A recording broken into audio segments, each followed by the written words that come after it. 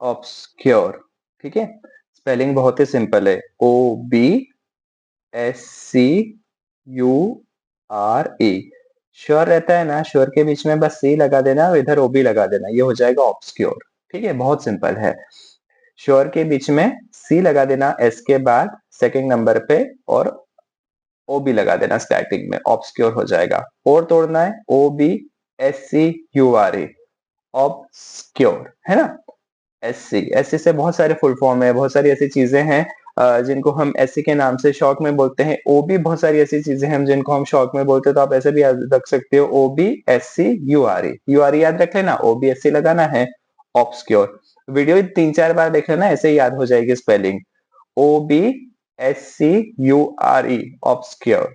अच्छा, इसको जनरली ना बोलने में आता है obscure as a Hindi pronunciation, पर एक्चुअली इसको बोलते हैं ऑब्सक्योर। ऑब्सक्योर, इसका जो करेक्ट प्रोनाउंसिएशन रहेगा वो रहेगा obscure, obscure, obscure, obscure. Obscure बोलने में आता है क्योंकि हम हिंदी वाले थोड़ा सा उसी तरह से प्रोनाउंसिएशन लेते हैं, but the correct pronunciation is obscure, obscure, obscure, obscure. अब इसका मीनिंग क्या होता है? इसका मीनिंग होता है अस्पष्ट या अज्ञात।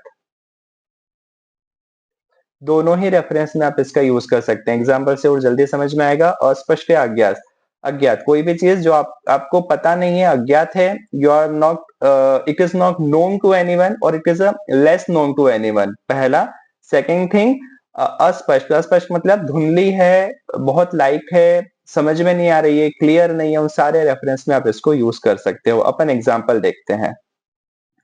फर्स्ट एग्जाम्पल है, his early work are quite obscure but later he became famous। तो उसका शुरू का जो वर्क था वो बहुत obscure था। हम सबकी लाइफ में ऐसा होता है, शुरू की सक्सेस हमारी obscure होती है, वो अज्ञात होती है, लोगों को अस्पष्ट होती है, अनक्लियर होती है, पता नहीं होती। But later in this sentence he became famous, और हमारे साथ भी ऐसे होता है, gradually then people started knowing us. YouTube channel भी आप शुरू करते हो, वैसा ही होता है। शुरू में आपका यूट्यूब चैनल ऑब्सक्योर होता है, ऑब्सक्योर शुरू शुरू में लोगों को अज्ञात होता है, पता ही नहीं होता, आता ही नहीं है, प्रकल्प ही नहीं आता है, आता ही नहीं है इसमें। Work level you say that, वो जो भी नाम है उनके एल्गोरिदम में नहीं आता है, पर धीरे धीरे फिर वो आगे बढ़ने लग जाता है।